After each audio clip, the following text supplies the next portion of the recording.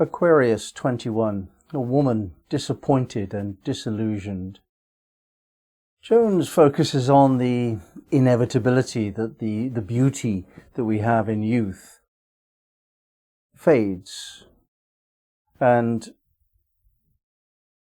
the disappointed woman is someone who was once beautiful and is no more, and that's a deeply disturbing reality for her. And it's not only the beauty of women, it's also the prowess of a young man full of fitness and perhaps good looking also. So this idea that we're actually investing ourselves and our sense of self and our sense of self-worth and our power in something as ephemeral as physical beauty, or even as youth itself, is discussed here. What we're saying is really that it's inevitable that if you invest in something ephemeral, it's going to let you down. Anything that passes with time is going to end, and it ends rather more quickly than you expect. And the curse of beauty prevents a person from learning the deeper qualities that do not pass with time, that are eternal. Beauty is much misunderstood, I would say, in terms of human form, certainly. Those people who are actually very attractive and constantly receiving attention because of that, they really don't have the same motivation to develop personality qualities, and they're very often less engaging in conversation and less profound in their wisdom and so on. And it's quite noticeable that it's rather more sort of socially interesting to form a relationship with somebody who is not beautiful. For a period of my life, I avoided beautiful women. I just wouldn't get to know them at all. And then a close friend of mine started a relationship with a very beautiful woman. And she asked me why I'm not talking to her, why I don't get to know her. And I said, I just avoid beautiful women at all costs. It's just not worth it. You know, she was both flattered and annoyed with me at the same time. I think, well, I hope I've grown out of that judgment, but it is the case that physical beauty is more of a curse than a blessing if you're on the spiritual path. And what we have to do is to replace our investment in anything that changes and reallocate it to that which does not change, that which is stable, that which is basic, that which is true. These are the qualities that last. These are real. Everything which just blows away quickly is not really worth investing our time in. And we can extend this further. We can actually say that whatever you're doing because you want social accolade, you want fame, you want to be held to be important and recognized for your qualities and so on. And we all do a little bit. Even that passes.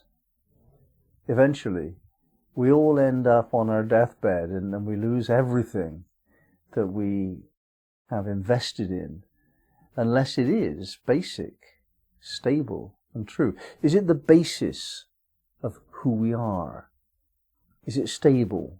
Can it survive everything that comes? Is it true? Is it authentic? Is it real? Is it not a glamour, but the real deal? Basic, stable, true. These are the three words we have to think about. And it changes everything that you do, everything that you are, when you look away from physical beauty and youthful power towards the soul's eternal qualities. It's such a temptation for a young person to glorify in that sexual allure and physical prowess and so on. And that temptation is usually so much stronger than any young person can stand. And even though they come to workshops and they do their meditations and so on, and they think they understand the meaning of life, they can't withstand the temptation. Typically, very, very few people, young people, actually manage to do that. But I've seen this even in Turkey when the young dervishes were absolutely, totally committed to God, and yet the way in which they presented that was physically beautiful. They held themselves in their physical beauty and their grace, which could only be allocated to youth. Even they were subject to the temptation of that which is certain to pass. The other side of this wisdom, more focused on by Rudhyar, is that disappointment, whether it has to do with this particular question or not, disappointment occurs. And we're going to have to learn how to respond to that. If it gets you down, if it disturbs your peace of mind, if it makes you render your decisions foolish, then you've been overwhelmed. It must not. We have to take the knocks in life and just ride the storm without changing very much about how we are, if we're to be considered emotionally mature and spiritually advanced. In fact, in some real ways, the measure of somebody's spiritual attainment is how well they cope with disappointment and even grief.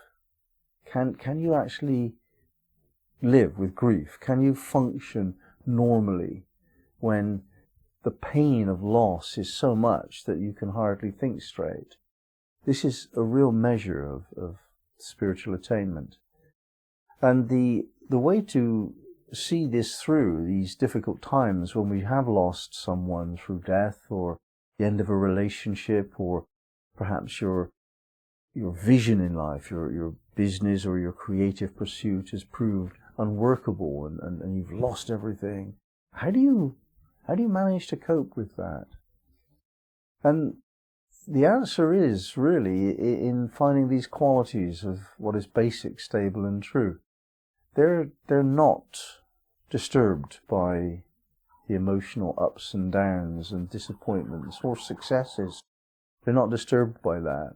So if you invest your personality in these soul qualities, authenticity, reliability,